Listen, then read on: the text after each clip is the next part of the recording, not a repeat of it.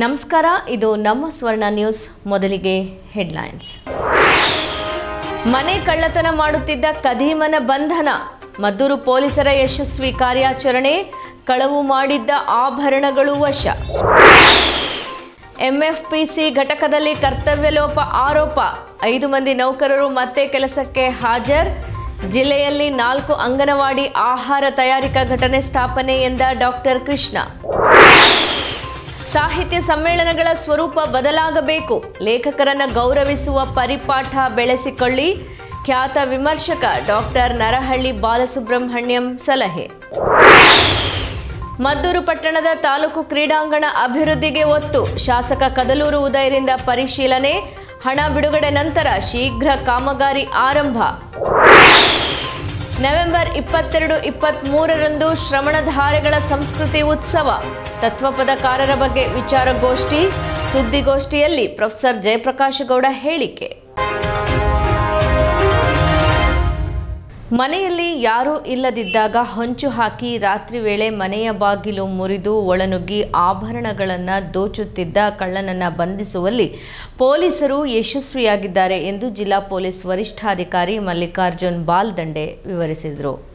ಜಿಲ್ಲಾ ಪೊಲೀಸ್ ವರಿಷ್ಠಾಧಿಕಾರಿ ಕಚೇರಿಯಲ್ಲಿ ಮಾಹಿತಿ ನೀಡಿದ ಎಸ್ಪಿ ಬಾಲ್ದಂಡೆ ಅವರು ಮಂಡ್ಯ ಜಿಲ್ಲೆ ಸೇರಿದಂತೆ ಹೊರ ಜಿಲ್ಲೆಗಳಲ್ಲಿ ಮನೆಗೆ ನುಗ್ಗಿ ಚಿನ್ನ ಮತ್ತು ಬೆಳ್ಳಿ ಆಭರಣ ದೋಚುತ್ತಿದ್ದ ಕಳ್ಳನನ್ನು ಮದ್ದೂರು ಪೊಲೀಸರು ಬಂಧಿಸಿದ್ದಾರೆ ಅಂತ ಮಾಹಿತಿ ನೀಡಿದರು. ರಾಮನಗರ ಜಿಲ್ಲೆ ಕನಕಪುರ ತಾಲೂಕು ಮೇಳೆಕೋಟೆ ಗ್ರಾಮದ ಹಾಲಿ ನೆಲಮಂಗಲ ತಾಲೂಕು ಆಲೂರು ಗ್ರಾಮದಲ್ಲಿ ವಾಸವಿದ್ದ ಹನುಮಂತರಾಜು ಎಚ್ ಆಲಿಯಾಸ್ ಹನುಮಂತ ಬಂಧಿತ ಆರೋಪಿಯಾಗಿದ್ದು, ಈತನಿಂದ 10 ಲಕ್ಷ ಮೌಲ್ಯದ 142 ಗ್ರಾಂ ಚಿನ್ನ, 1,04,000 ಮೌಲ್ಯದ. ರಾಮನಗರ ಜಿಲ್ಲೆ ಕನಕಪುರ ತಾಲೂಕು ಮೇಳೆಕೋಟೆ ಗ್ರಾಮದ ಹಾಲಿ ನೆಲಮಂಗಲ ತಾಲೂಕು ಆಲೂರು ಗ್ರಾಮದಲ್ಲಿ ವಾಸವಿದ್ದ ಹನುಮಂತರಾಜು ಎಚ್ ಆಲಿಯಾಸ್ ಹನುಮಂತ ಬಂಧಿತ ಆರೋಪಿಯಾಗಿದ್ದು, ಈತನಿಂದ 10 ಲಕ್ಷ ಮೌಲ್ಯದ 142 ಗ್ರಾಂ ಚಿನ್ನ, 1,300 ಗ್ರಾಂ ಬೆಳ್ಳಿ, ಒಟ್ಟಾರೆ 11,04,000 ಬೆಲೆ ಬಾಳುವ ಆಭರಣಗಳನ್ನು ವಶಪಡಿಸಿಕೊಳ್ಳಲಾಗಿದೆ ಅಂತ ಹೇಳಿದರು. ಆರೋಪಿಯು ಮದ್ದೂರು ಸೇರಿದಂತೆ ಮಳವಳ್ಳಿ, ಆರೋಹಳ್ಳಿ, ಮಾದನಾಯಕನಹಳ್ಳಿ, ಕನಕಪುರ, ತಾವರೆಕೆರೆ ಪೊಲೀಸ್ ಠಾಣೆ ಸೇರಿದಂತೆ ಹಲವು ಕಡೆ ಕಳ್ಳತನ ಮಾಡಿರುವುದು ವಿಚಾರಣೆ ವೇಳೆ ಕಂಡುಬಂದಿದೆ. ಅದೇ ರೀತಿ ಆರೋಪಿಯು ರಾತ್ರಿ ವೇಳೆ ಮನೆಯಲ್ಲಿ ಯಾರೂ ಇಲ್ಲದೆ ಬೀಗ ಹಾಕಿರುವ ಮನೆಗಳನ್ನು ಗುರಿಯಾಗಿರಿಸಿಕೊಂಡು ಮನೆಯ ಬಾಗಿಲನ್ನು ಆಯುಧದಿಂದ ಮೀಟಿ ತೆಗೆದು ಚಿನ್ನಾಭರಣ ಮತ್ತು ಬೆಳ್ಳಿ ಸಾಮಾನುಗಳನ್ನು ಕಳವು ಮಾಡುವ ಪ್ರವೃತ್ತಿ ಹೊಂದಿದ್ದು ಅಂತ ತಿಳಿಸಿದರು. ಇನ್ನೊಂದು ಪ್ರಕರಣ 2023ರಲ್ಲಿ 2 ಪ್ರಕರಣ ಮದ್ದೂರು ಪೊಲೀಸ್ ಠಾಣಾ ವ್ಯಾಪ್ತಿಯಲ್ಲಿ ದಾಖಲಾಗಿತ್ತು. ಈ 2 ಪ್ರಕರಣ ರಾತ್ರಿ ಯಾರೂ ಇಲ್ಲದ ವೇಳೆಯಲ್ಲಿ ಮನೆ ಬೀಗವನ್ನು ಒಡೆದು ಅಲ್ಲಿಂದ ಚಿನ್ನ ಮತ್ತು ಬೆಳ್ಳಿಯ ಆಭರಣಗಳನ್ನು ತೆಗೆದುಕೊಂಡು ಹೋದ ಬಗ್ಗೆ ಮದ್ದೂರು ಪೊಲೀಸ್ ಠಾಣೆಯಲ್ಲಿ 2 ಪ್ರಕರಣ ದಾಖಲಾಗಿತ್ತು. ಈ ಪ್ರಕರಣದಲ್ಲಿ ಒಬ್ಬನೇ ಆರೋಪಿ ಹನುಮಂತರಾಜು ಅಂತೇಳಿ, ಈತ ಸಿಂಗಲ್ ಅಫೆಂಡರ್. ರಾತ್ರಿ ಹೊಂಚು ಹಾಕಿ ಯಾರೂ ಇಲ್ಲದ ವೇಳೆಯಲ್ಲಿ ಈತ ಬೀಗವನ್ನು ಒಡೆದು ಅಲ್ಮೇರದಲ್ಲಿ ಸಾಮಾನುಗಳನ್ನು ತೆಗೆದುಕೊಂಡು ಹೋಗ್ತಾ ಇದ್ದ. ಈತನನ್ನು ಅರೆಸ್ಟ್ ಮಾಡಿ ಒಟ್ಟು 142 ಗ್ರಾಂ ತೂಕದ ಬಂಗಾರದ ಆಭರಣ ಮತ್ತು 1,300 ಗ್ರಾಂ ಬೆಳ್ಳಿಯ ಆಭರಣ ಸೇರಿ ಒಟ್ಟು 11 ಲಕ್ಷ ಮೌಲ್ಯದ ಚಿನ್ನ ಮತ್ತು ಬೆಳ್ಳಿಯ ಆಭರಣಗಳನ್ನು ವಶಪಡಿಸಿಕೊಂಡು ಆತನನ್ನು ಸಹಿತ ನಾವು ಬಂಧನಕ್ಕೆ ಒಪ್ಪಿಸಿದ್ದೀವಿ. ಪ್ರಕರಣದ ಆರೋಪಿಗಳ ಪತ್ತೆಗಾಗಿ ಜಿಲ್ಲಾ ಅಪರ ಪೊಲೀಸ್ ಅಧೀಕ್ಷಕ ತಿಮ್ಮಯ್ಯ ಎಸ್.ಸಿ. ಗಂಗಾಧರ ಸ್ವಾಮಿ ಮಾರ್ಗದರ್ಶನದಲ್ಲಿ ತಂಡವನ್ನು ರಚಿಸಲಾಗಿತ್ತು ಅಂತ ಹೇಳಿದರು. ಅದೇ ರೀತಿ ಮಂಡ್ಯ ಸಿಎನ್ ಅಪರಾಧ ಪೊಲೀಸ್ ಠಾಣೆಯ ಪೊಲೀಸರ ಕಾರ್ಯಾಚರಣೆಯಲ್ಲಿ ಜಿಲ್ಲೆಯಲ್ಲಿ ಕಳ್ಳತನ ಹಾಗೂ ಕಾಣೆಯಾಗಿದ್ದ 100 ವಿವಿಧ ಮಾದರಿಯ ಮೊಬೈಲ್ ಫೋನ್ಗಳನ್ನು CEIR ಪೋರ್ಟಲ್ ಮುಖಾಂತರ ಪತ್ತೆ ಹಚ್ಚಿ ವಶಕ್ಕೆ ಪಡೆಯಲಾಗಿದೆ ಅಂತ ಹೇಳಿದರು. ಕಳೆದ 3 ತಿಂಗಳ ಅವಧಿಯಲ್ಲಿ ಸುಮಾರು 18 ಲಕ್ಷ ರು ಬೆಲೆ ಬಾಳುವ ವಿವಿಧ ಮಾದರಿಯ 100 ಮೊಬೈಲ್ ಫೋನ್ಗಳನ್ನು ಕಳೆದುಕೊಂಡಿರುವ ಬಗ್ಗೆ ಜಿಲ್ಲೆಯ ವಿವಿಧ ಪೊಲೀಸ್ ಠಾಣೆಗಳಲ್ಲಿ ದೂರು ದಾಖಲಾಗಿತ್ತು. ಇದೀಗ ತಂತ್ರಾಂಶದ ಸಹಾಯದಿಂದ ವಶಪಡಿಸಿಕೊಂಡಿದ್ದು ಮೊಬೈಲ್ ಫೋನ್ಗಳನ್ನು ಕಳೆದುಕೊಂಡಿದ್ದ ವಾರಸುದಾರರಿಗೆ ಹಿಂದಿರುಗಿಸಲಾಗಿದೆ ಅಂತ ಅವರು ಹೇಳಿದರು. 100ಕ್ಕಿಂತ ಹೆಚ್ಚು ಮೊಬೈಲ್ಗಳನ್ನು ನಮ್ಮ ಸೈಬರ್ ಕ್ರೈಮ್ ಪೊಲೀಸ್ ಸ್ಟೇಷನ್ ಏನಿದೆ, ಸಣ್ಣ ಪೊಲೀಸ್ ಸ್ಟೇಷನ್ ಅಂತೇಳಿ, ಈ ಪೊಲೀಸ್ ಠಾಣೆಯವರು ಪತ್ತೆ ಮಾಡಿ ಅವನ್ನು ಸಂಬಂಧಪಟ್ಟವರಿಗೆ ಮರಳಿಸುವ ಒಂದು ಕೆಲಸವನ್ನು ಮಾಡಿದ್ದಾರೆ. ನಮ್ಮ ತಂಡದಲ್ಲಿ DSP ಸಣ್ಣ ಶಿವಮೂರ್ತಿಯವರ ನೇತೃತ್ವದಲ್ಲಿ ಮಂಜೇಗೌಡ ಇನ್ಸ್ಪೆಕ್ಟರ್ ಅವರ ತಂಡ ಸಾಕಷ್ಟು ಮೊಬೈಲ್ಗಳನ್ನು ಯಾರ್ಯಾರು ಯೂಸ್ ಮಾಡ್ತಾಯಿದ್ರು ಅಂಥವ್ರನ್ನ ಪತ್ತೆ ಹಚ್ಚಿ ಅವರಿಂದ ಮೊಬೈಲನ್ನು ವಾಪಸ್ ತರಿಸಿಕೊಂಡು ಅದನ್ನು ಯಾರು ಕಳ್ಕೊಂಡಿದ್ರು ಅವರಿಗೆ ಒಂದು ಕೊಡುವ ಕಾರ್ಯವನ್ನು ನಾವು ಮಾಡ್ತಾಯಿದ್ದೀವಿ. ಸಾರ್ವಜನಿಕರು ಒಂದು ವೇಳೆ ಮೊಬೈಲ್ ಕಳೆದುಕೊಂಡಲ್ಲಿ ಮೊಬೈಲ್ಗೆ ಸಂಬಂಧಪಟ್ಟ ದಾಖಲಾತಿ ಪೊಲೀಸ್ ದೂರಿನ ಲಾಸ್ಟ್ ಪ್ರತಿ ಪಡೆದು ಲಾಗಿನ್ ಆಗಿ ದಾಖಲಿಸಬಹುದು ಅಂತ ಅವರು ಹೇಳಿದರು. ಮಂಡ್ಯ ದುದ್ದ ಹಾಗೂ ಬೂದನೂರು ಎಂಎಫ್ಪಿಸಿ ಘಟಕದಲ್ಲಿ ಕರ್ತವ್ಯ ಲೋಪವೆಸಗಿದ್ದ 5 ಮಂದಿ ನೌಕರರನ್ನು ಅಮಾನತು ಮಾಡಲಾಗಿದ್ದು, ಇದೀಗ ಅವರಿಗೆ 1 ತಿಂಗಳ ಅಮಾನತಿನ ನಂತರ ಮತ್ತೆ ಕೆಲಸಕ್ಕೆ ಬರಲು ಅವಕಾಶ ಮಾಡಿಕೊಡಲಾಗಿದೆ ಎಂದು ಕರ್ನಾಟಕ ರಾಜ್ಯ ಆಹಾರ ನಿಗಮದ ಅಧ್ಯಕ್ಷರಾದ ಡಾಕ್ಟರ್ ಕೃಷ್ಣ ಸುದ್ದಿಗೋಷ್ಠಿಯಲ್ಲಿ ತಿಳಿಸಿದರು. ಸುದ್ದಿಗಾರರೊಂದಿಗೆ ಮಾತನಾಡಿದ ಡಾಕ್ಟರ್ ಕೃಷ್ಣರವರು ಮಂಡ್ಯ, ದುದ್ದ ಹಾಗೂ ಬೂದನೂರು ಎಂಎಫ್ಪಿಸಿ ಘಟಕಗಳಿಗೆ ನಾನು ಮತ್ತು ನಮ್ಮ ತಂಡ ಭೇಟಿ ನೀಡಿದ ಸಂದರ್ಭದಲ್ಲಿ ಅಲ್ಲಿ ಕರ್ತವ್ಯ ಲೋಪ ಆಗಿರುವುದು ಕಂಡು ಬಂದಿತ್ತು. ಹಾಗಾಗಿ 5 ಮಂದಿ ನೌಕರರನ್ನು ಅಮಾನತು ಮಾಡಿದ್ದೆವು. ಈಗ ಪರಿಶೀಲಿಸಿ ಅವರನ್ನು ಮತ್ತೆ ಕೆಲಸಕ್ಕೆ ತೆಗೆದುಕೊಳ್ಳಲು ಅವಕಾಶ ಮಾಡಿಕೊಡಲಾಗಿದೆ ಅಂತ ಹೇಳಿದರು. ಅವರಿಗೆ ಬುದ್ಧಿ ಹೇಳಿ ಬಂದಿದ್ದೇವೆ. ತಪ್ಪು ಮಾಡೋದು ಸಹಜ, ಮತ್ತೆ ತಪ್ಪು ಮಾಡದಂತೆ ಅವರಿಗೆ ತಿಳುವಳಿಕೆ ನೀಡಿದ್ದೇವೆ ಅಂತ ಅವರು ಹೇಳಿದರು. ಅಂಗನವಾಡಿಗಳಿಗೆ ಆಹಾರ ತಯಾರು ಮಾಡುವ ಘಟಕಗಳು, ಯೂನಿಟ್ಗಳು ಮುಚ್ಚಿ ಹೋಗಿದ್ದಾವೆ. ಮಂಡ್ಯ ಜಿಲ್ಲೆಯಲ್ಲಿ 4 ಘಟಕಗಳಿದ್ದಾವೆ. ಅಲ್ಲಿ ರೀಪ್ಯಾಕಿಂಗ್ ಮಾಡಲಾಗುತ್ತಿತ್ತು. ಇದೀಗ ಅಲ್ಲಿ ರೀಪ್ಯಾಕಿಂಗ್ ಬೇಡ, ನೀವೇ ಉತ್ಪಾದನೆ ಮಾಡಿ ಎಂದು ಹೇಳಿದ್ದೇವೆ. 1 ಘಟಕದಿಂದ 2 ತಾಲೂಕಿಗೆ ಆಹಾರ ಉತ್ಪಾದಿಸಬಹುದು ಅಂತ ಹೇಳಿದರು. ಜಿಲ್ಲೆಯಲ್ಲಿ 4 ಘಟಕಗಳು ಆರಂಭವಾದರೆ ಬೇರೆ ಕಡೆಯಿಂದ ಆಹಾರ ತರಿಸುವುದು ತಪ್ಪುತ್ತದೆ. 4 ಘಟಕ ಆರಂಭಕ್ಕೆ 30 ದಿನ ಅವಕಾಶ ಕೇಳಿದ್ದಾರೆ ಅಂತ ಹೇಳಿದರು. 30 ದಿನದಲ್ಲಿ ಈಗ 1 ಯೂನಿಟ್ ಅದನ್ನು ಸ್ಟಾರ್ಟ್ ಮಾಡಬೇಕು ಅಂತಂದರೆ ಈಗ ಹಾಗಾಗಿ ಸಾಕಷ್ಟು ಅದಕ್ಕೆ ಒಂದು ಜನನೂ ಬೇಕಾಗುತ್ತೆ. ಈಗ ಹಾಗಾಗಿ ಎಂಪ್ಲಾಯೀಸ್ನೆಲ್ಲ ಉಪಯೋಗಿಸ್ಕೊಂಡೇ ನಾವು ಸ್ಟಾರ್ಟ್ ಮಾಡಬೇಕು. 23 ಜನ ಇದ್ದಾರೆ. 23 ಜನದ ಸಹಕಾರನೂ ಬೇಕು. ತಯಾರಾಗುತ್ತೆ. ಇನ್ಮೇಲೆ ಇನ್ನೊಂದು ತಿಂಗಳು ಬಿಟ್ಟು ನಮಗೆ ಮಂಡ್ಯ ಜಿಲ್ಲೆಗೆ ಎಷ್ಟು ಬೇಕು ಅಷ್ಟನ್ನು ಈ 4 ಯೂನಿಟಿಂದಲೇ ತಯಾರಾಗುತ್ತೆ. ಅಮಾನತು ಮಾಡಿದವರನ್ನ ಮತ್ತೆ ಕೆಲಸಕ್ಕೆ ಸೇರಿಸಿಕೊಳ್ಳುವ ವಿಚಾರದಲ್ಲಿ ಯಾವ ರಾಜಕೀಯ ಒತ್ತಡವೂ ಇಲ್ಲ. ಅಲ್ಲಿ ಫೈನಾನ್ಸ್ ನಷ್ಟ ಆಗಿರಲಿಲ್ಲ.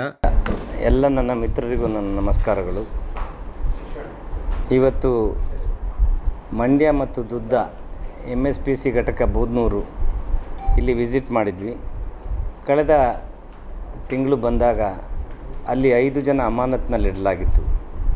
ಆ ಅಮಾನತಿಗೆ ಅವರು ಸ್ಪಂದಿಸಿ ಅವರಲ್ಲಿದ್ದಂಥ ನ್ಯೂನತೆಗಳನ್ನ ಸರಿ ಮಾಡಿಕೊಂಡು ಇವತ್ತು ಮತ್ತೆ ಯೂನಿಟಿಗೆ ಭೇಟಿ ಕೊಟ್ಟು ಅಲ್ಲಿದ್ದಂಥ ನ್ಯೂನತೆಗಳು ಸರಿಯಾಗಿರೋದ್ರಿಂದ ಮತ್ತು ಆಡಿಟ್ ರಿಪೋರ್ಟು ಅದನ್ನು ಎಲ್ಲ ಅವರು ಸರಿ ಮಾಡಿಕೊಟ್ಟಿರೋದ್ರಿಂದ ಅವರನ್ನು ಇವತ್ತು ಪುನಃ ಕೆಲಸಕ್ಕೆ ಹಾಜರಾಗುವಂತೆ ಹೇಳಿ ಈಗ ತಾನೇ ಅವ್ರಿಗೆಲ್ಲ ಅವರ ತಪ್ಪುಗಳನ್ನ ತಿದ್ದೋದಕ್ಕೆ ಮತ್ತೆ ಅವಕಾಶ ಮಾಡಿಕೊಡ್ಬೇಡಿ, ಮತ್ತೆ ಅದೇ ತಪ್ಪನ್ನು ತಾವು ಮಾಡಬೇಡಿ ಅಂಥೇಳಿ ಅವರಿಗೆಲ್ಲ ತಿದ್ದಿ ಬುದ್ಧಿ ಹೇಳಿ ಈಗ ಬಂದಿದ್ದೀವಿ. ಹಾಗಾಗಿ ಅವ್ರಿಗೇನೆಂದರೆ ತಪ್ಪು ಎಲ್ಲರೂ ಸಹಜವಾಗಿ ಮಾಡ್ತಾರೆ. ಆದರೆ ಅದಕ್ಕೆ ಅವಕಾಶ ಮಾಡಿಕೊಟ್ಟು ಆ ತಪ್ಪನ್ನು ತಿದ್ದುಕೊಂಡು ಮತ್ತೆ ಹೋಗ್ತೀವಿ ಅಂದಾಗ ನಾವು ಅವ್ರಿಗೊಂದು ಅವಕಾಶ ಕೊಡಬೇಕಾದದ್ದು ನಮ್ಮ ಒಂದು ಕರ್ತವ್ಯ ಅಂಥೇಳಿ ಹಾಗಾಗಿ ಅವ್ರನ್ನ ರೀಇನ್ಸ್ಟೇಟ್ ಮಾಡಿ ಮತ್ತೆ ಕೆಲಸಕ್ಕೆ ಹಾಜರಾಗುವಂತೆ ಇವತ್ತಿಂದ ಅವ್ರಿಗೆ ಅವಕಾಶ ಮಾಡಿಕೊಟ್ಟಿದ್ದೀವಿ. ತಿಂಗಳಿಂದೇ ಹೋದಂಥ ಒಂದು ವಾತಾವರಣಕ್ಕೂ ಇವತ್ತು ನಾನು ನೋಡಿದಂಥ ವಾತಾವರಣಕ್ಕೂ there was lot of difference. ಯಾವ ರಾಜಕೀಯ ಒತ್ತಡನೂ ಇಲ್ಲ, ಏನಿಲ್ಲ. ಈಗ ರಾಜಕೀಯ ಒತ್ತಡದಲ್ಲಿ ಈಗ ತಮಗೆಲ್ಲ ಗೊತ್ತೇ ಇದೆ, ನಮ್ಮ ಮಂಡ್ಯ ರಾಜಕೀಯ ಮುಖಂಡರೆಲ್ಲ ಒಳ್ಳೆಯವರೇ ಇರೋದು. ಯಾವ ರಾಜಕೀಯ ಒತ್ತಡನೂ ಇತ್ತಂದು ತಪ್ಪನ್ನು ಮಾಡ್ತಿರೋರನ್ನ ಯಾರೂ ಸಪೋರ್ಟ್ ಮಾಡಲ್ಲ. ಹಾಗೆ ಆಡಿಟ್ ರಿಪೋರ್ಟ್ ಸರಿಯಾಗಿ ಕೊಟ್ಟಿರಲಿಲ್ಲ ಅಂತ ಅವರು ತಿಳಿಸಿದರು. ಸಂತ ಕವಿ ಕನಕದಾಸ ಮತ್ತು ತತ್ವಪದಕಾರರ ಅಧ್ಯಯನ ಕೇಂದ್ರ ಬೆಂಗಳೂರು ಹಾಗೂ ಕರ್ನಾಟಕ ಸಂಘ ಮಂಡ್ಯ ಇವರ ಆಶ್ರಯದಲ್ಲಿ ಶ್ರಮಣಧಾರೆಗಳ ಸಂಸ್ಕೃತಿ ಉತ್ಸವವು ಇದೇ ನವೆಂಬರ್ 22 ಮತ್ತು 23ರಂದು 2 ದಿನಗಳ ಕಾಲ ರೈತ ಸಭಾಂಗಣದಲ್ಲಿ ನಡೆಯಲಿದೆ ಎಂದು ಕರ್ನಾಟಕ ಸಂಘದ ಅಧ್ಯಕ್ಷರಾದ ಪ್ರೊಫೆಸರ್ ಜಯಪ್ರಕಾಶ ಗೌಡ ತಿಳಿಸಿದರು. ಸುದ್ದಿಗಾರರೊಂದಿಗೆ ಮಾತನಾಡಿದ ಕರ್ನಾಟಕ ಸಂಘದ ಅಧ್ಯಕ್ಷರಾದ ಪ್ರೊಫೆಸರ್ ಜಯಪ್ರಕಾಶ ಗೌಡ ಅವರು ಶ್ರಮಣ ಸಂಸ್ಕೃತಿ ಮತ್ತು ಪ್ರಾದೇಶಿಕ ಭಕ್ತಿ ಮಾರ್ಗವನ್ನು ಪರಿಚಯಾತ್ಮಕವಾಗಿ ಕಟ್ಟಿಕೊಡುವ ಉದ್ದೇಶದಿಂದ ಕಾರ್ಯಕ್ರಮವನ್ನು ಆಯೋಜನೆ ಮಾಡಲಾಗಿದೆ. ದೇಶೀಯ ಸಂಸ್ಕೃತಿಯೊಳಗೆ ಬೆರೆತು ಜನಸಮುದಾಯದ ಜೀವನಾನುಭವ ಹಾಗೂ ಅನುಭವದ ಭಾಗವಾಗಿರುವ ಭಕ್ತಿ ಮಾರ್ಗಗಳನ್ನು ಶೋಧಿಸಿ ಆ ಭಕ್ತಿ ಮಾರ್ಗಗಳನ್ನು ಅಧ್ಯಯನ ಮತ್ತು ಸಂಶೋಧನೆ ನೆಲೆಗಟ್ಟಿಗೆ ತಂದು ವಿಶ್ಲೇಷಣಾತ್ಮಕಗೊಳಿಸುವ ಪ್ರಯತ್ನದ ಮೊದಲ ಹೆಜ್ಜೆಯೇ ಶ್ರಮಣಧಾರೆಗಳ ಸಂಸ್ಕೃತಿ ಉತ್ಸವವಾಗಿದೆ ಅಂತ ಅವರು ವಿವರಿಸಿದರು. ಸಂತಕವಿ ಕನಕದಾಸ ಮತ್ತು ತತ್ವಪದಕಾರರ ಅಧ್ಯಯನ ಕೇಂದ್ರ ಬೆಂಗಳೂರು ಅವ್ರ ಜೊತೆಗೆ ಕರ್ನಾಟಕ ಸಂಘ ಸೇರಿಕೊಂಡು 2 ದಿನದ ಕಾಲ ಶ್ರಮಣಧಾರೆಗಳ ಸಂಸ್ಕೃತಿ ಉತ್ಸವ ಅಂತ ಮಾಡ್ತಾಯಿದ್ವಿ. ಅಂದರೆ ಭಕ್ತಿ ಪಂಥಗಳ ಒಂದು ಅವೈದಿಕ ಸಂಸ್ಕೃತಿ ಏನಿದೆ, ಆ ಭಕ್ತಿ ಪಂಥಗಳನ್ನು ಅವರವರ ನೆಲೆಗಳಲ್ಲಿ ಕಂಡುಕೊಂಡಂಥ ವಿಚಾರಗಳನ್ನು ಕುರಿತು 2 ದಿವಸಗಳ ಕಾಲ ಸಮ್ಮೇಳನ ನಡೀತದೆ. ನಾಡಿನ ಬೇರೆ ಬೇರೆ ಈಗ ನಾಥಪಂಥ, ವಚನಧಾರೆ, ವಚನಪಂಥ, ವಚನ, ಆರೂಢ, ಸಿದ್ಧ ಇಂಥ 8 ಶ್ರಮಣಧಾರೆಗಳನ್ನು ಗುರುತು ಮಾಡಿದ್ದಾರೆ ಕರ್ನಾಟಕದೊಳಗಡೆ. ಮಧ್ಯಕಾಲೀನ ಯುಗದಲ್ಲಿ ಭಕ್ತಿಪಂಥ ಪ್ರಾರಂಭ ಆದಾಗ ಅವರವರ ತತ್ವಪದಕಾರರ ಒಂದು ಜಗತ್ತೇ ಬೇರೆ, ನಾಥಪಂಥದ ಜಗತ್ತೇ ಬೇರೆ. ಹಾಗೆ ಬೇರೆ ಬೇರೆ ಪಂಥಗಳ ಮೂಲಕ ಭಗವಂತನನ್ನು ಕಾಣುವಂತಹ ಒಂದು ಪ್ರಯತ್ನಗಳನ್ನು ಮಧ್ಯಕಾಲೀನ ಯುಗದಿಂದಲೂ ಕೂಡ ನಾವು ಕಂಡುಕೊಂಡು ಬಂದಿದ್ದೀವಿ. ಅದರ ಬಗ್ಗೆ ಹೆಚ್ಚಿನ ಬೆಳಕನ್ನು ಚೆಲ್ಲುವಂಥ ಒಂದು ಕೆಲಸಗಳು ಇದುವರೆಗೆ ಆಗಿಲ್ಲ. ನಮ್ಮ ಮಂಡ್ಯ ಜಿಲ್ಲೆಯಲ್ಲಿ ತತ್ವಪದಕಾರರಿದ್ದಾರೆ ಹೊರತು ನಾಥಪಂಥ ಇದ್ದರೂ ಕೂಡ ನಾಥಪಂಥದ ಬಗೆಗೆ ಹೆಚ್ಚಿಗೆ ಪರಿಚಯ ಇಲ್ಲ. ಹಾಗೆ ಆರೂಢ, ಅವಧೂತ, ಶಕ್ತ ಮುಂತಾದ ಧಾರೆಗಳೇನಿದ್ದಾವೆ 8 ಧಾರೆಗಳನ್ನು ಗುರುತಿಸಿ ಅವುಗಳ ಬಗ್ಗೆ 2 ದಿವಸಗಳ ಕಾಲ ಸಾರ್ವಜನಿಕರು, ವಿದ್ಯಾರ್ಥಿಗಳನ್ನು ಒಳಗೊಂಡಂತೆ ಸಮ್ಮೇಳನವನ್ನು, ಒಂದು ಸಮಾವೇಶವನ್ನು ಮಾಡ್ತಾಯಿದ್ದೀವಿ. ಈ ಕಾರ್ಯಕ್ರಮಕ್ಕೆ ರಾಜ್ಯದ ವಿವಿಧ ಭಾಗಗಳಿಂದ 35ಕ್ಕೂ ಹೆಚ್ಚು ವಿದ್ವಾಂಸರು, ಕಲಾವಿದರು ವಿಶೇಷ ಆಹ್ವಾನಿತರಾಗಿ ಸಂವಾದದಲ್ಲಿ ಭಾಗವಹಿಸುತ್ತಿದ್ದಾರೆ. ನಾಗರಿಕರು ಕೂಡ ಈ ಕಾರ್ಯಕ್ರಮದಲ್ಲಿ ಹೆಚ್ಚಿನ ಸಂಖ್ಯೆಯಲ್ಲಿ ಪಾಲ್ಗೊಳ್ಳಬೇಕು ಅಂತ ಅವರು ಮನವಿ ಮಾಡಿದರು. 2 ದಿವಸಗಳು ರೈತ ಸಭಾಂಗಣದಲ್ಲಿ ಜರುಗುತ್ತೆ. ತಾವು ದಯಮಾಡಿ ಬರಬೇಕು. ಮತ್ತು ಇದರ ಶ್ರಮಣ ಧಾರೆಗಳ ಸಂಸ್ಕೃತಿಗಳ ಉತ್ಸವದ ಬಗ್ಗೆ ಇಲ್ಲಿಯೂ ಕೂಡ ಕೊಟ್ಟಿದ್ದಾರೆ. ಗೋಷ್ಠಿಯಲ್ಲಿ ಕಾರಸವಾಡಿ ಮಹಾದೇವು, ಉದಯಶಂಕರ್ ಉಪಸ್ಥಿತರಿದ್ದರು. ಮದ್ದೂರು ಪಟ್ಟಣದ ತಾಲೂಕು ಕ್ರೀಡಾಂಗಣದ ಅಭಿವೃದ್ಧಿಗೆ 7 ಕೋಟಿ ಅನುದಾನ ನೀಡುವಂತೆ ಸರ್ಕಾರಕ್ಕೆ ಪ್ರಸ್ತಾವನೆ ಸಲ್ಲಿಸಿದ್ದು, ಹಣ ಬಿಡುಗಡೆಯಾದ ನಂತರ ಕಾಮಗಾರಿ ಆರಂಭ ಮಾಡಲಾಗುವುದು ಎಂದು ಶಾಸಕ ಕದಲೂರು ಉದಯ್ ತಿಳಿಸಿದರು. ಮದ್ದೂರು ತಾಲೂಕು ಕ್ರೀಡಾಂಗಣಕ್ಕೆ ಅಧಿಕಾರಿಗಳೊಂದಿಗೆ ಆಗಮಿಸಿ ಒಳಾಂಗಣ ಹಾಗೂ ಹೊರಾಂಗಣ ಕ್ರೀಡಾಂಗಣವನ್ನು ಶಾಸಕರು ಪರಿಶೀಲನೆ ನಡೆಸಿದರು. ನಂತರ ಸುದ್ದಿಗಾರರೊಂದಿಗೆ ಮಾತನಾಡಿದ ಅವರು, ಮದ್ದೂರು ತಾಲೂಕು ಕ್ರೀಡಾಂಗಣವನ್ನು ಸಮಗ್ರ ಅಭಿವೃದ್ಧಿ ಮಾಡುವಂತೆ ಸಾರ್ವಜನಿಕರು ಹಾಗೂ ಕ್ರೀಡಾಪಟುಗಳು ಮನವಿ ಮಾಡಿದ ಹಿನ್ನೆಲೆಯಲ್ಲಿ ಕ್ರೀಡಾಂಗಣ ಅಭಿವೃದ್ಧಿ ಸಂಬಂಧ ಕ್ರಿಯಾ ಯೋಜನೆ ರೂಪಿಸುವಂತೆ ಅಧಿಕಾರಿಗಳಿಗೆ ತಿಳಿಸಲಾಗಿದೆ ಅಂತ ಹೇಳಿದರು. ಮೊದಲ ಹಂತವಾಗಿ ಒಳಾಂಗಣ ಕ್ರೀಡಾಂಗಣದ ಸಿಂಥೆಟಿಕ್ ಮ್ಯಾಟ್ ಸಿದ್ಧಪಡಿಸುವುದು, ವಿದ್ಯುತ್ ಅವ್ಯವಸ್ಥೆ ಸರಿಪಡಿಸುವುದು, ಶೌಚಗೃಹಗಳನ್ನು ಸಮರ್ಪಕವಾಗಿ ನಿರ್ವಹಣೆ ಮಾಡುವುದು, ಮೇಲ್ಛಾವಣಿಯಲ್ಲಿ ಕೆಲವು ಭಾಗಗಳಲ್ಲಿ ಮಳೆಯ ನೀರು ಸೋರುತ್ತಿದ್ದು ಅವುಗಳನ್ನು ಸರಿಪಡಿಸಿ ಮೇಲ್ದರ್ಜೆಗೇರಿಸಲಾಗುವುದು ಅಂತ ಹೇಳಿದರು. ಕ್ರೀಡಾಂಗಣದಲ್ಲಿ ಕಾರ್ಯಕ್ರಮ ನಡೆಯುವ ವೇದಿಕೆ ಹಾಗೂ ಅಕ್ಕಪಕ್ಕ ಪ್ರೇಕ್ಷಕರು ಕುಳಿತುಕೊಳ್ಳುವ ಸ್ಥಳ ಕಿರಿದಾಗಿರುವುದರಿಂದ ಕಾರ್ಯಕ್ರಮಗಳನ್ನು ಮಾಡಲು ಸಮಸ್ಯೆ ಆಗುತ್ತಿದ್ದು, ವೇದಿಕೆಯನ್ನು ಆಧುನೀಕರಣಗೊಳಿಸುವಂತೆ ಸೇರಿದಂತೆ ಹಲವಾರು ಅಭಿವೃದ್ಧಿ ಕಾಮಗಾರಿಗಳನ್ನು ಮಾಡಲಾಗುವುದು ಅಂತ ಅವರು ಹೇಳಿದರು. ಒಂದಷ್ಟು ಸೌಲಭ್ಯವನ್ನು ಕಲ್ಪಿಸಬೇಕು ಅಂತ ಮುಖ್ಯಮಂತ್ರಿಗಳಿಗೆ 7 ಕೋಟಿಗೆ ಪ್ರಸ್ತಾವನೆ ಸಲ್ಲಿಸಿ ಎಸ್ಟಿಮೇಟ್ ಮಾಡಿಕೊಡಿ ಅಂತ ಕಳಿಸ್ಕೊಟ್ಟಿದ್ದಾರೆ. ಹಾಗಾಗಿ ಏನೇನು ಮಾಡಬೇಕು, ಅನಿವಾರ್ಯವಾಗಿ ಎಮರ್ಜೆನ್ಸಿಗೆ ಯಾವ ವರ್ಕಿಂಗ್ ತಗೋಬೇಕು ಅಂತ. ಇದು ಒಳಾಂಗಣ ಕ್ರೀಡಾಂಗಣ, ಹೊರಗಡೆ 2 ಒಳಾಂಗಣ ಫಸ್ಟ್ ಪ್ರಿಯಾರಿಟಿಲಿ ಈ ಭಾಗ ಒಂದು ಪಾರ್ಟ್ನ ಕ್ಲಿಯರ್ ಮಾಡ್ತೀವಿ. ನಮಗೆ ಫುಲ್ ನಾವು ಹೈಟೆಕ್ ಮಾಡಬೇಕು ಅನ್ನೋದಿದೆ. ಒಂದೇ ಸರಿ ಜಾಸ್ತಿ ಬಜೆಟ್ ಬೇಕು. ಅದಕ್ಕೆ ಬೇರೆ ಬೇರೆ ಅಭಿವೃದ್ಧಿ ಕಾರ್ಯಗಳು ಸಾಕಷ್ಟು ಮಾಡೋದಿದೆ. ಹಾಗಾಗಿ ಒಂದು ಸ್ಟ್ರೆಚ್ಚನ್ನು ತಗೊಂಡು ನೆಕ್ಸ್ಟ್ ಸ್ಟ್ರೆಚ್ಚಲ್ಲಿ ಮಿಕ್ಕಿದ ಆ ಭಾಗದ್ದು ಏನು ಮಾಡೋದು ಅಂತ ಕಾಂಪೌಂಡ್ ಹೈಟ್ ಮಾಡಬೇಕು. ಎಲ್ಲ 10 ಬರ್ತಾರೆ. ಪ್ಲಸ್ಸು ಈ ಕಡೆ ಕ್ಯಾನಫಿ ಹಾಕಿ ಈಗೆಲ್ಲ ಅವಾಗವಾಗ ಸಾಮಾನ್ಯ ಎಲ್ಲ ಹಾಕ್ತಾರಲ್ಲ, ಅದನ್ನೆಲ್ಲ ತಪ್ಪಿಸಿ ಸ್ವಲ್ಪ ಬೇರೆ ಸ್ಟೇಡಿಯಮ್ಗಳನ್ನ ಅಂದರೆ ಮಂಡ್ಯದಲ್ಲಿ ಇದೆಯಲ್ಲ ಸರ್, ಕಾಂಪೌಂಡೇ ಹಾಕ್ತೀವಿ ಸುತ್ತ. ಸರ್ ಮಂಡ್ಯದಲ್ಲಿ ಇದೆಯಲ್ಲ ಮೇಲ್ಛಾವಣಿ ಆ ಥರ ಏನಾದರೂ? ಅದೇ ಅದನ್ನೇ ಓಕೆ. ಪರ್ಮನೆಂಟಾಗಿರ್ತದೆ. ಮಳೆ ಬಿಸಿಲು ಏನು ಬರೋದ್ರಿಂದ ಏನು ಇರಲ್ಲ. ಇಲ್ಲೂ ಕೂಡ ಸ್ವಲ್ಪ ಕಂಜೆಸ್ಟ್ ಆಗಿದೆ. ಕಾರ್ಯಕ್ರಮ ಆದಾಗ ಇನ್ನೂ ಸ್ವಲ್ಪ ವೈಡ್ ಮಾಡಬೇಕು. Okay okay. ಸ್ಟೆಪ್ಸ್ ಎಲ್ಲ ಇನ್ಕ್ರೀಸ್ ಮಾಡ್ತಾರೆ ಏನಾದರೂ ಸರೌಂಡಿಂಗ್? ಸ್ಟೆಪ್ಪು ಆ ಕಡೆ ಎಕ್ಸ್ಟೆಂಡ್ ಮಾಡ್ತೀವಿ. ಈ ಕಡೆ ಜಾಗ ಇದೆ, ವಾಲ್ ರೈಸ್ ಮಾಡಿ ಅದು ಎಕ್ಸ್ಟೆಂಡ್ ಮಾಡೋದು. ಸೇಮ್ ಕಂಟಿನ್ಯೂ ಆಗುತ್ತೆ. ಈಗ ಅಲ್ಲಿ ನೀವು ಹೇಳ್ತಾ ಇರೋದು ಪ್ರೇಕ್ಷಕ ಜನರಿಗೆ ಪ್ರೇಕ್ಷಕರು ಕಾರ್ಯಕ್ರಮ ಆದರೆ ಎಲ್ಲದಕ್ಕೂ ಪರ್ಮನೆಂಟ್ ಒಂದು ಸ್ಟ್ರಕ್ಚರ್ ಮಾಡಿಬಿಟ್ರೆ ನೀಟಾಗಿರ್ತದೆ. ಇಲ್ಲ ಪ್ರತಿ ಕಾರ್ಯಕ್ರಮಕ್ಕೂ ಶಾಮಿಯಾನ ಹಾಕಿ ಇರಲ್ಲ. ಕ್ರಮೇಣ ಆ ಭಾಗಕ್ಕೂ ಸ್ವಲ್ಪ ಅಲ್ಲಿ ಸರ್ವೆ ಮಾಡಿ ಪೂರ್ತಿ ಗಡಿ ಗುರುತು ಮಾಡಿಸ್ಬೇಕು. ಈ ಸಂದರ್ಭದಲ್ಲಿ ಪುರಸಭಾ ಸದಸ್ಯರಾದ ಸಚಿನ್, ಲೋಕೋಪಯೋಗಿ ಇಲಾಖೆಯ ದೇವಾನಂದ್, ಹನುಮಂತು, ರಮೇಶ್, ಮುಖಂಡರಾದ ಯರಗನಹಳ್ಳಿ ಹರೀಶ್, ವಿಜಯ್, ಭೈರವ್ ಸೇರಿದಂತೆ ಇತರರು ಪಾಲ್ಗೊಂಡಿದ್ದರು. ಸಾಹಿತ್ಯ ಸಮ್ಮೇಳನಗಳ ಸ್ವರೂಪ ಬದಲಾಗಬೇಕು. ಸರ್ವ ಲೇಖಕರುಗಳನ್ನು ಆಹ್ವಾನಿಸುವ ಪರಿಪಾಠ ಬೆಳೆಸಿಕೊಳ್ಳಬೇಕು. ಸಮ್ಮೇಳನ ಎಂದರೆ ಕೇವಲ ಊಟ ತಿಂಡಿಯಲ್ಲ, ಅಲ್ಲಿ ಪ್ರಬುದ್ಧ ವಿಚಾರಗಳ ಚರ್ಚೆಗೆ ವೇದಿಕೆ ಬಳಕೆಯಾಗಬೇಕು ಎಂದು ನಾಡಿನ ಶ್ರೇಷ್ಠ ವಿಮರ್ಶಕರು ಹಾಗೂ ಲೇಖಕರಾದ ಡಾಕ್ಟರ್ ನರಹಳ್ಳಿ ಬಾಲಸುಬ್ರಹ್ಮಣ್ಯ ತಿಳಿಸಿದರು.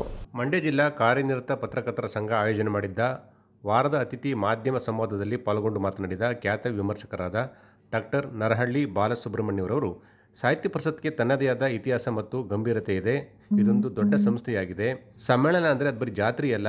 ಇವತ್ತಿನ ಸಮ್ಮೇಳನಗಳ ಸ್ವರೂಪ ಬದಲಾಗಬೇಕಾಗಿದೆ. ಕೇವಲ ಸಮ್ಮೇಳನವನ್ನು ನಾವು ವಿರೋಧ ಮಾಡುವುದಿಲ್ಲ, ಅದರ ಸ್ವರೂಪದ ಬಗ್ಗೆ ನಮ್ಮ ವಿರೋಧವಿದೆ ಅಂತ ಅವರು ಹೇಳಿದರು. ಮಹಾರಾಷ್ಟ್ರದಲ್ಲೂ ಕೂಡ ಸಮ್ಮೇಳನ ನಡೀತದೆ. ಅಲ್ಲಿ ಸಾಹಿತಿಗಳು ಬಿಟ್ಟರೆ ಬೇರೆ ಯಾರೂ ಇರುವುದಿಲ್ಲ. ಮುಖ್ಯಮಂತ್ರಿ ಬಂದರೂ ಕೂಡ ವೇದಿಕೆ ಅಥವಾ ವ್ಯವಸ್ಥೆ ಅಲ್ಲಿಲ್ಲ. ಆದರೆ ನಮ್ಮಲ್ಲಿ ಸಾಹಿತಿಗಳನ್ನು ಬಿಟ್ಟು ಬೇರೆ ಎಲ್ಲರೂ ಕೂಡ ಇರ್ತಾರೆ ಅಂತ ಅವರು ವ್ಯಂಗ್ಯವಾಡಿದರು. ಇತ್ತೀಚಿನ ಸಾಹಿತ್ಯ ಸಮ್ಮೇಳನಗಳಲ್ಲಿ ಸಾಹಿತಿಗಳಿಗಿಂತ ಸಾಹಿತ್ಯೇತರರೇ ವಿಜೃಂಭಿಸುತ್ತಿರುವುದು ನಾವು ಕಂಡಿದ್ದೇವೆ ಅಂತ ತಿಳಿಸಿದರು. ಪಡ್ಕೊಳ್ತಾ ಇರುವ ಸ್ವರೂಪವನ್ನು ನೋಡಿದರೆ ಸಾಹಿತ್ಯ ಸಮ್ಮೇಳನ ಬೇಕು ನಮಗೆ, ಆದರೆ ಅದರ ಸ್ವರೂಪ ಬದಲಾಗಬೇಕು ಅನ್ನುವಂಥದ್ದು ಎಲ್ಲ ಸಂವೇದನಾಶೀಲ ಮನಸ್ಸುಗಳು ಯೋಚನೆ ಮಾಡ್ತಿರುವಂಥದ್ದು. ಸಮ್ಮೇಳನದ ಬಗ್ಗೆ ವಿರೋಧ ಇಲ್ಲ, ಆದರೆ ಸಮ್ಮೇಳನದ ಸ್ವರೂಪದ ಬಗ್ಗೆ ವಿರೋಧ ಇದೆ. ಯಾಕೆ ಹೀಗೆ ನಾವು ಯೋಚನೆ ಮಾಡ್ತಾಯಿದ್ದೀವಿ ಅಂತಂದರೆ, ಮಹಾರಾಷ್ಟ್ರದಲ್ಲಿ ಮರಾಠಿ ಸಾಹಿತ್ಯ ಸಮ್ಮೇಳನ ನಡೆಯುತ್ತೆ. ಅಲ್ಲಿ ವೇದಿಕೆಯ ಮೇಲೆ ಸಾಹಿತಿಗಳನ್ನು ಬಿಟ್ಟು ಮತ್ತು ಯಾರೂ ಇರೋದಿಲ್ಲ. ಮುಖ್ಯವಾಗಿ ಗಮನಿಸಬೇಕಾದ ಸಂಗತಿ ಇದು. ಆ ರಾಜ್ಯದ ಮುಖ್ಯಮಂತ್ರಿ ಬಂದರೂ ಕೂಡ ಮುಂದಿನ ಸಾಲಿನಲ್ಲಿ ಪ್ರೇಕ್ಷಕರಾಗಿ ಕುಳಿತು ಅಲ್ಲಿ ನಡೆಯುವ ಕಲಾಪಗಳನ್ನು ವೀಕ್ಷಿಸಿ ಹೋಗ್ತಾರೆ ಹೊರತು ವೇದಿಕೆಯಲ್ಲಿ ವಿಜೃಂಭಿಸೋದಿಲ್ಲ. ಆದರೆ ನಮ್ಮ ಸಾಹಿತ್ಯ ಸಮ್ಮೇಳನಗಳಲ್ಲಿ ಸಾಹಿತಿಯನ್ನು ಬಿಟ್ಟು ಉಳಿದವರೆಲ್ಲರೂ ವಿಜೃಂಭಿಸ್ತಾ ಇರ್ತಾರೆ. ಆಶ್ಚರ್ಯ ಅನಿಸುತ್ತೆ. ಇದು ಸಾಹಿತ್ಯ ಸಮ್ಮೇಳನ. ಇಲ್ಲಿ ಸಾಹಿತ್ಯಕ್ಕೆ ಪ್ರಾಶಸ್ತ್ಯ ಇರಬೇಕೇ ಹೊರತು ಉಳಿದಿದ್ದೆಲ್ಲ ಅದಕ್ಕೆ ಪೂರಕವಾಗಿರಬೇಕು. ಯಾವಾಗಲೂ ಸಮ್ಮೇಳನಗಳಲ್ಲಿ ಕೇವಲ ಊಟ ತಿಂಡಿ ಬಗ್ಗೆ ಚರ್ಚೆ ಆಗುತ್ತೆ, ಆದರೆ ಗೋಷ್ಠಿಗಳ ಬಗ್ಗೆ ಮಾಹಿತಿ ಇರುವುದಿಲ್ಲ. ವಾದ ವಿವಾದ ಏನೇ ಇರಲಿ, ಇದು ಆಹಾರದ ಸಮ್ಮೇಳನವೇ ಅಂತ ಪ್ರಶ್ನೆ ಮಾಡಿದರು. ಸಮ್ಮೇಳನ ಇನ್ನೂ 1 ತಿಂಗಳಿದೆ, ಆದರೆ ಯಾವ ಗೋಷ್ಠಿ ನಡೀತಿದೆ ಅನ್ನುವಂಥ ಮಾಹಿತಿಯೇ ನಮಗೆ ಗೊತ್ತಾಗುತ್ತಿಲ್ಲ. ಸಮ್ಮೇಳನದ ಬಗ್ಗೆ ಫೋಕಸ್ ಆಗುತ್ತಿಲ್ಲ ಅಂತ ಅವರು ಹೇಳಿದರು.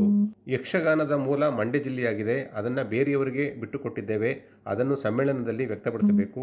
ಕೃಷಿ ಸಂಸ್ಕೃತಿ ಬಗ್ಗೆ ಚರ್ಚೆಯಾಗಬೇಕು. ಒಕ್ಕಲಿಗ ಕವಿ ಕೆಂಪಣ್ಣಗೌಡರ ಬಗ್ಗೆ ಯಾರಿಗೂ ಮಾಹಿತಿ ಇಲ್ಲ, ಆ ಬಗ್ಗೆ ಚರ್ಚೆಯಾಗಬೇಕು. ಮಂಡ್ಯದ ಸಾಂಸ್ಕೃತಿಕ ಸಂಪತ್ತನ್ನು ಸಮ್ಮೇಳನದಲ್ಲಿ ಪರಿಚಯಿಸಬೇಕು ಅಂತ ಅವರು ಸಲಹೆ ನೀಡಿದರು. ಮಂಡ್ಯ ಸಾಂಸ್ಕೃತಿಕವಾಗಿ ಅತ್ಯಂತ ಶ್ರೀಮಂತವಾದ ಜಿಲ್ಲೆ. ಬಹಳ ಮುಖ್ಯವಾದದ್ದು. ನಾವು ಎಷ್ಟೋ ಸಲ ಕಲ್ಚರಲ್ ಸೆಂಟರ್ಸ್ ಅಂತ ನಾವಾಗ ಶಿವಮೊಗ್ಗನ ಹೇಳ್ತೀವಿ, ಧಾರವಾಡವನ್ನು ಹೇಳ್ತೀವಿ, ಮಂಗಳೂರನ್ನು ಹೇಳ್ತೀವಿ. ಆದರೆ ಮಂಡ್ಯವನ್ನು ಕಲ್ಚರಲ್ ಸೆಂಟರ್ ಅಂತ ಹೇಳೋದಿಲ್ಲ, ಸಾಂಸ್ಕೃತಿಕ ಜಿಲ್ಲೆ ಅಂತ ಗುರುತಿಸೋದಿಲ್ಲ. ಆದರೆ ನಾನು 50 ವರ್ಷ ಕನ್ನಡ ಸಾಹಿತ್ಯವನ್ನು ಅಧ್ಯಯನ ಮಾಡಿ ಹೇಳ್ತಾ ಇದ್ದೀನಿ, ಯಾವುದೇ ಜಿಲ್ಲೆಗಿಂತ ಮಂಡ್ಯ ಸಾಂಸ್ಕೃತಿಕವಾಗಿ ಅತ್ಯಂತ ಶ್ರೀಮಂತ ಜಿಲ್ಲೆ. ಅನೇಕ ಮೊದಲುಗಳಿಗೆ ಕಾರಣ ಆಗಿದೆ ಮಂಡ್ಯ ಜಿಲ್ಲೆ ಅನ್ನೋದನ್ನ ನೆನಪಲ್ಲಿಟ್ಕೋಬೇಕು. ಒಂದು ಸಣ್ಣ ಉದಾಹರಣೆ ಕೊಡ್ತೀನಿ ನೋಡಿ. ಇವತ್ತು ಯಕ್ಷಗಾನ ಅಂತಾರಾಷ್ಟ್ರೀಯ ಮಟ್ಟದಲ್ಲಿ ಖ್ಯಾತಿಯನ್ನು ಗಳಿಸಿದೆ. ಈ ಯಕ್ಷಗಾನದ ಮೂಲ ಎಲ್ಲಿದೆ ಅಂತಂದರೆ ಮಂಡ್ಯ ಜಿಲ್ಲೆಯಲ್ಲಿದೆ. 15-16ನೇ ಶತಮಾನದಲ್ಲಿ ಕೆಂಪಣ್ಣಗೌಡ ಅಂತ ಹೇಳಿ ನಾನೊಂದು ಪುಸ್ತಕನೇ ಬರೆದೆ ಇತ್ತೀಚೆಗೆ. ಮೊದಲ ಯಕ್ಷಗಾನದ ಕವಿ ಅವನು. ಮೊದಲ ಯಕ್ಷಗಾನದ ಕವಿ ಮೂಡಲಪಾಯ ಅಂತ ಹೇಳಿ ನಮ್ಮಲ್ಲಿ ಆಗ ಬಹಳ ಪ್ರಭಾವಿಯಾಗಿದ್ದಂಥದ್ದು. ಏನಾಯ್ತಂದರೆ ನಮ್ಮಲ್ಲಿ ಅದನ್ನು ಎನ್ಕರೇಜ್ ಮಾಡಲಿಲ್ಲ, ಕರಾವಳಿಯವರನ್ನು ಎನ್ಕರೇಜ್ ಮಾಡಿದರು. ಈಗ ಕರಾವಳಿಯವ್ರಿಗೇನು ಕ್ಲೈಮ್ ಮಾಡ್ತಾರೆ ಅಂದರೆ ಯಕ್ಷಗಾನ ಅಂದರೆ ನಮ್ಮದು ಅಂತ ಹೇಳ್ತಾರೆ. ಅದಲ್ಲ, ಯಕ್ಷಗಾನ ಕರ್ನಾಟಕದ ಕಲೆ. ಅದು ನಾವೆಲ್ಲರೂ ಹಾಗೆ ನೋಡೋಕೋದ್ರೆ ಮೂಲ ಮಂಡ್ಯ ಅದು. ನಾವು ಅದನ್ನು ಯಾರಿಗೋ ಬಿಟ್ಕೊಟ್ಬಿಟ್ಟಿದ್ದೀವಿ, ಅದನ್ನು ಕ್ಲೈಮ್ ಮಾಡ್ತಾ ಇಲ್ಲ. ನನಗನ್ಸುತ್ತೆ ಈ ಸಮ್ಮೇಳನದಲ್ಲಿ ಮೊದಲು ನಾವು ಯಕ್ಷಗಾನ ನಮ್ಮ ಕಲೆ ಅನ್ನೋದನ್ನು ನಾವು ಸಾಬೀತು ಮಾಡಿ ತೋರಿಸ್ಬೇಕಾಗಿದೆ. ಅದಕ್ಕೆ ಉತ್ಸಾಹವನ್ನು ತೋರಿಸ್ಬೇಕಾಗಿದೆ ನಾವು ಆ ಥರ ಅಂತ ಹೇಳಿ. ಕೃಷಿ ಸಂಸ್ಕೃತಿಯ ಬಗ್ಗೆ ಹಾಗೆ ನೋಡಿದರೆ ಮೊದಲ ಒಕ್ಕಲಿಗ ಕವಿ ಕೆಂಪಣ್ಣಗೌಡ. ಆಶ್ಚರ್ಯ ಅನಿಸುತ್ತೆ ನನಗೆ. ವಚನಕಾರರಲ್ಲಿ ಒಕ್ಕಲಿಗ ಮುದ್ದಣ್ಣ ಅಂತ ಒಬ್ಬ ಬರ್ತಾನೆ. ಆ ಒಕ್ಕಲಿಗ ಮುದ್ದಣ್ಣ ಅನ್ನೋನನ್ನು ಬಿಟ್ಟರೆ ಒಂದು ಶಾಸನ ಇದೆ, ತಲ್ಲಂಪುರ ಶಾಸನ ಅಂತೇಳಿ. ಅದರಲ್ಲೊಬ್ಬ ಕೃಷಿಕೆ ಮೋಚಬ್ಬರಸಿ ಅಂತ ಒಬ್ಬ ಹೆಣ್ಮಗಳು ಕೃಷಿಯನ್ನು ಮಾಡುವ ವಿವರ ಬರುತ್ತೆ. ನಮ್ಮಲ್ಲಿ ಕೃಷಿ ಸಂಸ್ಕೃತಿ ಇದೆಯಲ್ಲ, ಅದ್ಭುತವಾದ ಒಂದು ಸಂಸ್ಕೃತಿ ಅದು.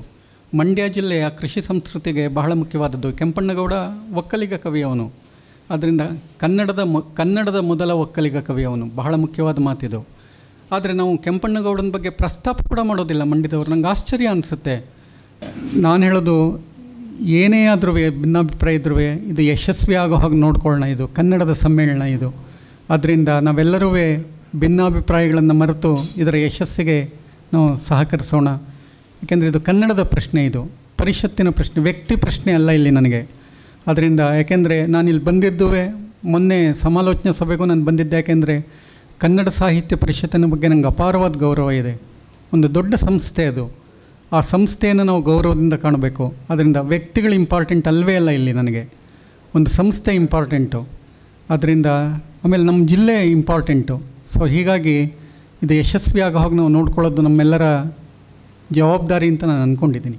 ವೇದಿಕೆಯಲ್ಲಿ ಜಿಲ್ಲಾ ಕಾರ್ಯನಿರತ ಪತ್ರಕರ್ತರ ಸಂಘದ ಅಧ್ಯಕ್ಷರಾದ ಬಿಪಿ ಪ್ರಕಾಶ್, ಉಪಾಧ್ಯಕ್ಷರಾದ ನವೀನ್ ಕುಮಾರ್, ಪ್ರಧಾನ ಕಾರ್ಯದರ್ಶಿ ಆನಂದ್, ಬಾಲಕೃಷ್ಣ, ಪಾಂಡುಪುರ ಜಯರಾಮ್ ಉಪಸ್ಥಿತರಿದ್ದರು. ಮಂಡ್ಯದ ಉದಯಗಿರಿಯಲ್ಲಿರುವ ಇಂಡಿಯನ್ ಪಬ್ಲಿಕ್ ಸ್ಕೂಲ್ ಶಾಲೆಯ ಆವರಣದಲ್ಲಿ 69ನೇ ಕನ್ನಡ ರಾಜ್ಯೋತ್ಸವವನ್ನು ಆಚರಿಸಲಾಯಿತು. ಮಂಡ್ಯದ ಉದಯಗಿರಿಯಲ್ಲಿರುವ ಇಂಡಿಯನ್ ಪಬ್ಲಿಕ್ ಸ್ಕೂಲ್ ಶಾಲಾ ಆವರಣದಲ್ಲಿ ನಡೆದ 69ನೇ ಕನ್ನಡ ರಾಜ್ಯೋತ್ಸವ ಸಮಾರಂಭವನ್ನು ಉಪನ್ಯಾಸಕರಾದ SP ದೊಡ್ಡಾಚಾರ್ಯವರು ಉದ್ಘಾಟಿಸಿದರು. ನಂತರ ಮಾತನಾಡಿದ ಅವರು, ರಾಜ್ಯೋತ್ಸವ ಕೇವಲ ನವೆಂಬರ್ಗೆ ಸೀಮಿತವಾಗಬಾರದು ಅಂತ ಹೇಳಿದರು. ಯಾರಿಗೆ ಸಂವಹನ ಮತ್ತು ಭಾಷೆಯ ಬಗ್ಗೆ ಹಿಡಿತ ಇರ್ತದೋ ಅವರು ಉತ್ತಮ ಸಂವಹನಕಾರರಾಗಿ ಹೊರಬರ್ತಾರೆ ಅಂತ ಅವರು ಆಶಯವನ್ನು ವ್ಯಕ್ತಪಡಿಸಿದರು. ಇದು ನವೆಂಬರ್ ತಿಂಗಳಿನಲ್ಲಿ ಈ ರಾಜ್ಯೋತ್ಸವವನ್ನು ಆಚರಣೆ ಮಾಡುವಂಥ ಒಂದು ಪರಿಪಾಠ ನಮಗೆ ಮೊದಲಿಂದ ಬಂದ್ಬಿಟ್ಟಿದೆ. ರಾಜ್ಯೋತ್ಸವ ಆಚರಣೆಯನ್ನು ನವೆಂಬರ್ ತಿಂಗಳಿಗೆ ಸೀಮಿತಗೊಳಿಸಿ ಭಾಷೆಯ ಬಳಕೆಯನ್ನು ನಾವು ವರ್ಷ ಪೂರ್ತಿ ಮಾಡುವಂಥ ಪ್ರಯತ್ನವನ್ನು ನಾವೆಲ್ಲರೂ ಇನ್ನು ಮುಂದೆ ಆದರೂ ಮಾಡಬೇಕಾದಂಥ ಅನಿವಾರ್ಯ ಪರಿಸ್ಥಿತಿ ಇನ್ನು ಮುಂದಿನ ದಿನಗಳಲ್ಲಿ ನಮಗೆ ಬರುವಂಥದ್ದಿದೆ. ಭಾಷೆ ಸಂವಹನದ ಒಂದು ಸಾಧನ. ಅಂದರೆ ಸಂವಹನ ಅಂದರೆ ಇಂಗ್ಲೀಷ್ನಲ್ಲಿ ಕಮ್ಯುನಿಕೇಟ್ ಮಾಡಲಿಕ್ಕೆ ಬೇಕಾಗಿರುವಂಥ ಒಂದು ಸಾಧನ ಭಾಷೆ. ಯಾರಿಗೆ ಭಾಷೆಯ ಜ್ಞಾನ ಮತ್ತು ಭಾಷೆಯ ಹಿಡಿತ ಇರುತ್ತೆ ಅವರು ಉತ್ತಮ ಸಂವಹನಕಾರರಾಗಿ ಸಂವಹನ ಮಾಡುವಂಥ ಸಂದರ್ಭಗಳು ಬೇಕಾದಷ್ಟು ಬರುತ್ತೆ. ಶಿಕ್ಷಕರು ವಿದ್ಯಾರ್ಥಿಗಳೊಡನೆ ಸಂವಹನ, ಮತ್ತು ಬೇರೆ ಬೇರೆ ಅಧಿಕಾರಿ ವರ್ಗದವರು ಅವರ ಕೈ ಕೆಳಗಿನ ಸಿಬ್ಬಂದಿ ಮತ್ತು ನಾಗರಿಕರ ಜೊತೆ ಸಂವಹನ, ಇಂಥ ಹಲವಾರು ಉದಾಹರಣೆಗಳು ಸಂವಹನದಲ್ಲಿ ಬರ್ತವೆ. ಆ ಎಲ್ಲ ಸಂವಹನಗಳು ಸರಿಯಾದ ರೀತಿಯಲ್ಲಿ ನಡೀಬೇಕು ಅಂತಿದ್ರೆ ಸಂವಹನಕಾರರಿಗೆ ಭಾಷೆಯ ಪ್ರಭುತ್ವ, ಜ್ಞಾನ, ಹಿಡಿತ ಎಲ್ಲ ಇರಬೇಕಾದಂಥದ್ದು ಎಲ್ಲರಿಗೂ ಗೊತ್ತಿದೆ. ಕಾರ್ಯಕ್ರಮದಲ್ಲಿ ಕನ್ನಡ ಸಾಹಿತ್ಯ ಪರಿಷತ್ ನಗರಾಧ್ಯಕ್ಷರಾದ ಸುಜಾತ ಕೃಷ್ಣ, ಕಸ್ತೂರಿ ಸಿರಿಗನ್ನಡ ವೇದಿಕೆಯ ಪೋತೆರ ಮಾದೇವು, ಇಂಡಿಯನ್ ಪಬ್ಲಿಕ್ ಸ್ಕೂಲ್ ಆಡಳಿತಾಧಿಕಾರಿ ಪೂರ್ಣಿಮಾ, CEO ಆಕಾಶ್, ಮುಖ್ಯೋಪಾಧ್ಯಾಯರು ಮತ್ತು ಶಾಲಾ ಸಿಬ್ಬಂದಿ ಪಾಲ್ಗೊಂಡಿದ್ದರು. ನಂತರ ಶಾಲಾ ಮಕ್ಕಳಿಂದ ನಡೆದ ಸಾಂಸ್ಕೃತಿಕ ಕಾರ್ಯಕ್ರಮಗಳು ಗಮನ ಸೆಳೆದವು.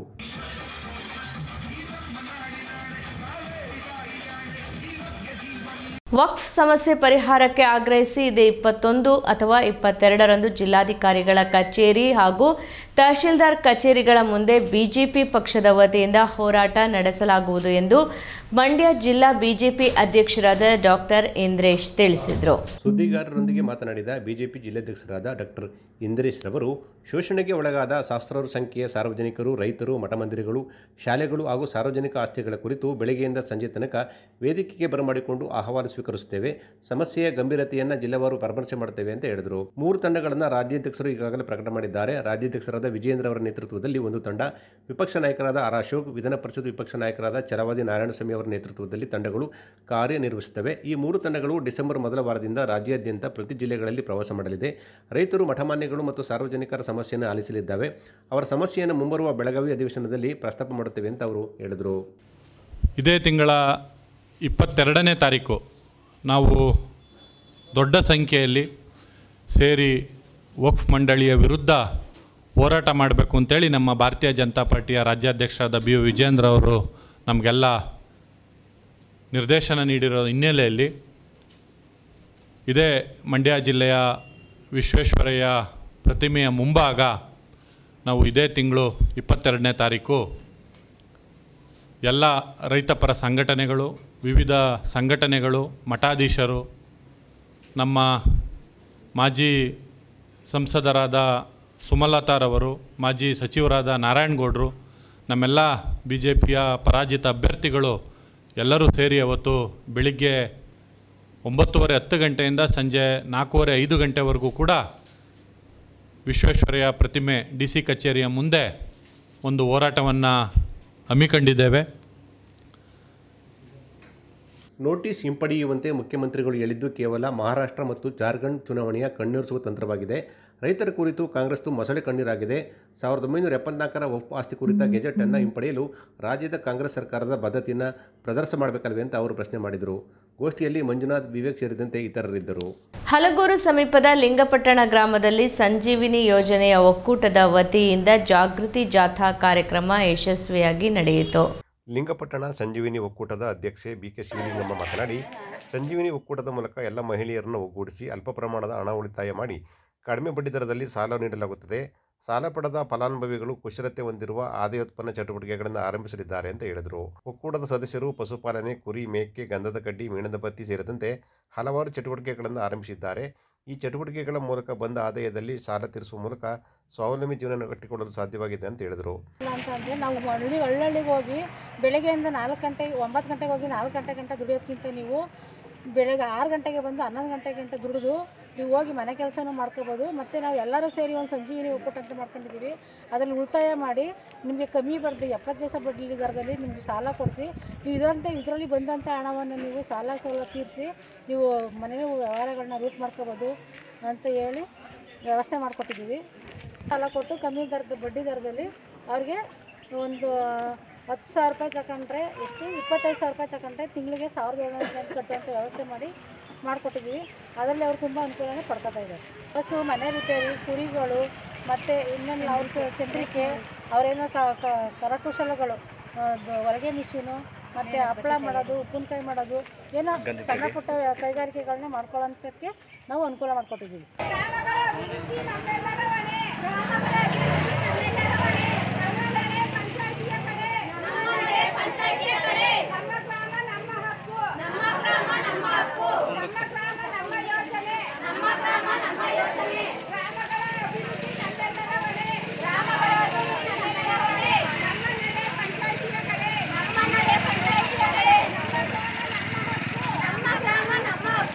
ಈ ಸಂದರ್ಭದಲ್ಲಿ ಒಕ್ಕೂಟದ ಅಧ್ಯಕ್ಷೆ ಶಿವಲಿಂಗಮ್ಮ, ಉಪಾಧ್ಯಕ್ಷೆ ಗೌರಮ್ಮ, MBK ಶಿಲ್ಪಾ, CRP ಲಕ್ಷ್ಮೀ, ರತ್ನಮ್ಮ, ಪಶುಸಖಿ ವಸಂತ, ಕಾರ್ಯಕರ್ತೆಯರಾದ ಮೀನಾಕ್ಷಿ, ಚೌಡಮ್ಮ ಸೇರಿದಂತೆ ಅನೇಕರು ಪಾಲ್ಗೊಂಡಿದ್ದರು.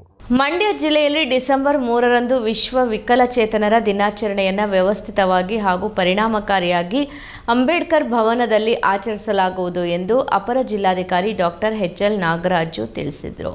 ಮಂಡ್ಯ ಜಿಲ್ಲೆಯಲ್ಲಿ ಡಿಸೆಂಬರ್ 3ರಂದು ವಿಶ್ವ ವಿಕಲಚೇತನರ ದಿನಾಚರಣೆಯನ್ನು ವ್ಯವಸ್ಥಿತವಾಗಿ ಹಾಗೂ ಪರಿಣಾಮಕಾರಿಯಾಗಿ ಅಂಬೇಡ್ಕರ್ ಭವನದಲ್ಲಿ ಆಚರಿಸಲಾಗುವುದು ಎಂದು ಅಪರ ಜಿಲ್ಲಾಧಿಕಾರಿ ಡಾಕ್ಟರ್ HL ನಾಗರಾಜು ತಿಳಿಸಿದರು.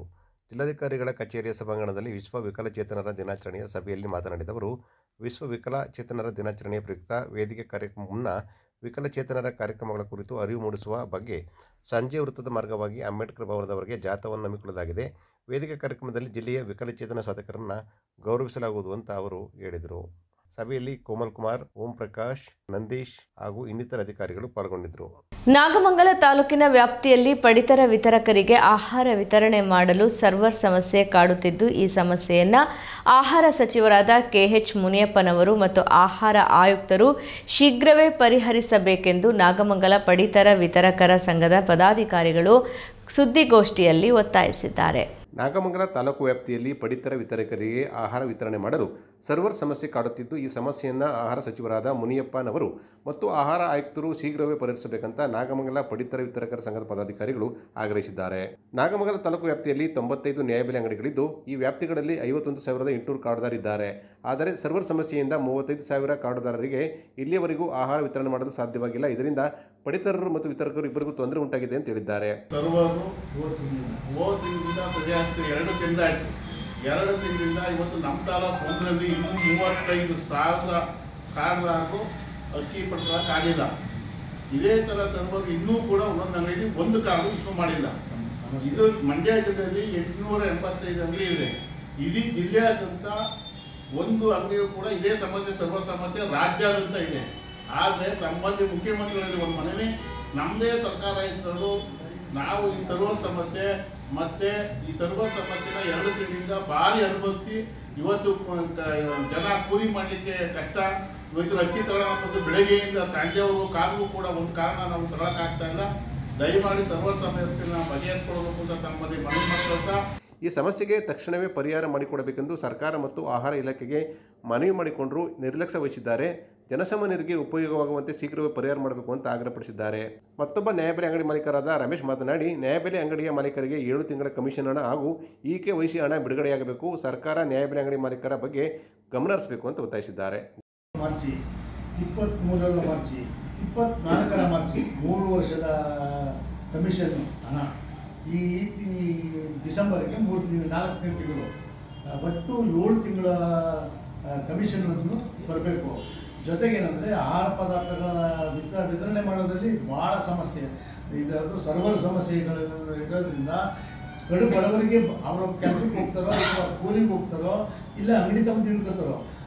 ಈಗ ಸರ್ಕಾರ ನಮ್ಮದೇ ಇಟ್ಕೊಂಡು ನಮ್ಮ ಮಂತ್ರಿಗಳೇ ಇದ್ದು ಈ ರೀತಿ ಸಮಸ್ಯೆ ಉಲ್ಬಣ ಆಗ್ತಾ ಇದೆ. ತಾವು ಎಚ್ಚೆತ್ಕೊಂಡು ಕಡು ಬಡವರಿಗೆ ಅನ್ಯಾಯ ಆಗದಂತೆ ಈ ಸರ್ವ ಸಮಸ್ಯೆಯನ್ನು ಬಗೆಹರಿಸಿ, ಜೊತೆಗೆ ಈ ಫಲಾನುಭವಿಗಳೇನಿದ್ದಾರೆ ವಿತರಣೆ ಮಾಡತಕ್ಕಂಥ ಸಮಯದಿಂದ ತಾವು ಅನುಕೂಲ ಮಾಡಿಕೊಡ್ಬೇಕು ಅಂತೇಳಿ ಈ ಮೂಲಕ ತಮ್ಮಲ್ಲಿ ಕೇಳ್ಕೊತಾ ಇದ್ದೀವಿ.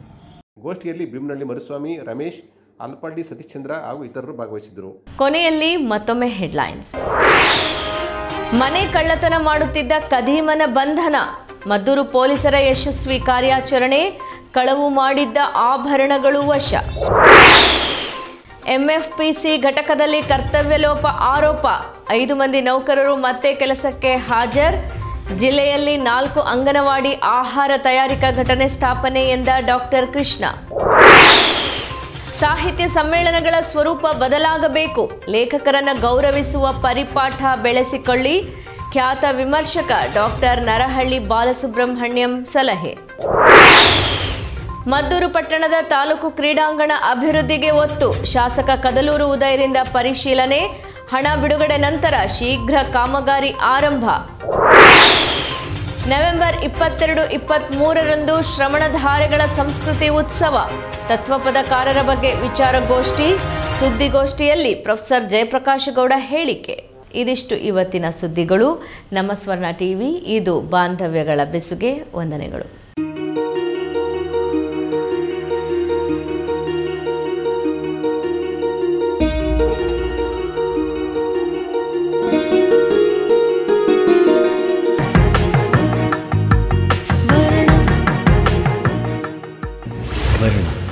ಇದು ಬಾಂಧವ್ಯಗಳ ಬೆಸುಗೆ.